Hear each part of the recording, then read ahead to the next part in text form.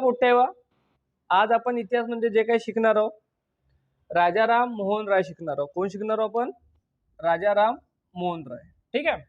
तर यावर एमपीएससी ला म्हणा, सरळ सेवेला म्हणा, पोलीस भरतीला म्हणा, त्यावर तुम्हाला काय तो प्रश्न येतो. ठीक आहे. तर राजाराम मोहन राय त्यांचा जो काही जन्म आहे तो 22 मे 1772 ला झाला. कधी झाला मित्रांनो जन्म? 22 मे 1772 ला झाला, राधानगरला झाला. कुठे झाला मित्रांनो? राधानगर. ठीक आहे. कुठे झाले? राधानगरला जन्म झाला. ठीक आहे. नंतर बघा ते वाराणसीला गेले होते. कुठे गेले होते? वाराणसीला गेले होते. तर ते वाराणसीला कशाला गेले होते? संस्कृत जे काही भाषा असेल ते आणि त्या संस्कृत साहित्यामधील जे काही साहित्य असेल म्हणजे संस्कृतसाठी ते साहित्य आणि तत्वज्ञान शिकण्यासाठी कुठे गेले होते? ते वाराणसीला गेले होते. त्याच्यानंतर बघा त्यांनी बायबलचा अभ्यास केला होता मित्रांनो. कशाचा?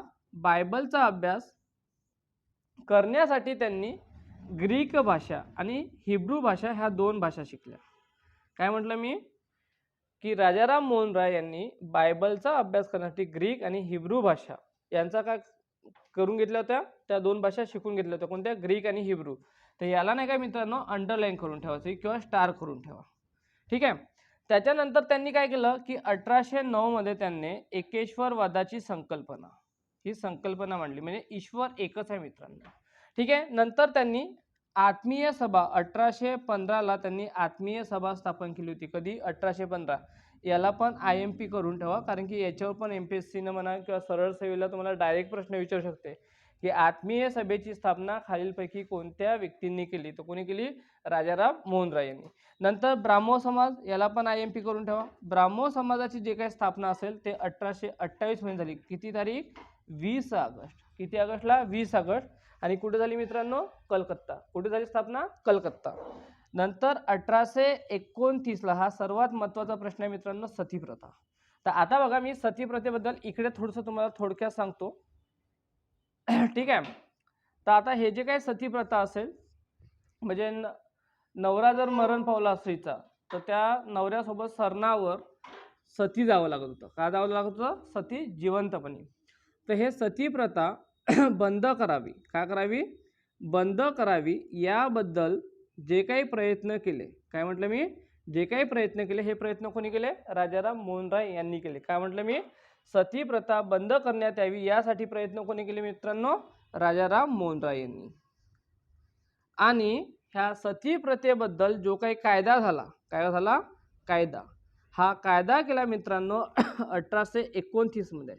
कधी केला हा कायदा? 1829 मध्ये. आणि ह्या कायदा करणारे गव्हर्नर जनरल होते आपले विल्यम बेंटिंग. कोण होते? William Bentinck. कोण होते? William Bentinck. तर याच्यावर पण तुम्हाला प्रश्न विचारेल मित्रांनो. ठीक आहे. किंवा सती प्रथा बंदी कायदा हा कोणत्या गव्हर्नर जनरलच्या काळात झाला? तर कोणत्या? विल्यम बेंटिंगच्या. ठीक आहे. पुन्हा एक प्रश्न सांगतो की सती प्रथा जे काही इंग्रज म्हणजे जे काही कंपनीला आपण अर्ज केला होता बघा इकडे लिहितो मी अर्ज. बरोबर आहे. तर सती प्रथा बंद करण्यात यावी या संबंधीचा जो काही अर्ज आहे त्या अर्जावर दोन व्यक्तीच्या सह्या होत्या. कोणाच्या? दोन व्यक्तीच्या. एक राजाराम मोहन राय आणि दुसरे कोण? एक राजाराम मोहन राय आणि दुसरे शंकर सेठ. शंकर सेठ. कोणते? नाना शंकर सेठ. नाना शंकर सेठ. ठीक आहे.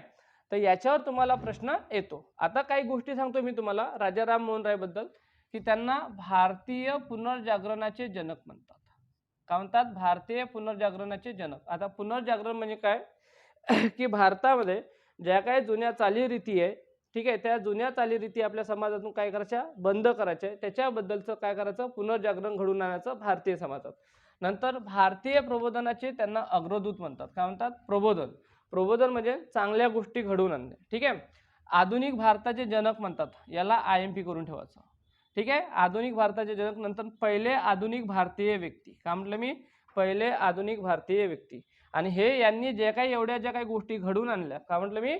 एवढ्या ज्या काही गोष्टी आपल्या समाजामध्ये घडवून आणल्या याच्यासाठी त्यांनी बुद्धी प्रामाण्यवाद.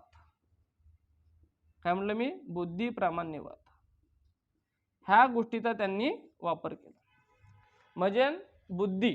ठीक आहे. त्याच्यानंतर बघा की जे काही आपण मी म्हटलं होतं तुम्हाला का ब्राह्मो समाज. कोणता? ब्राह्मो समाज.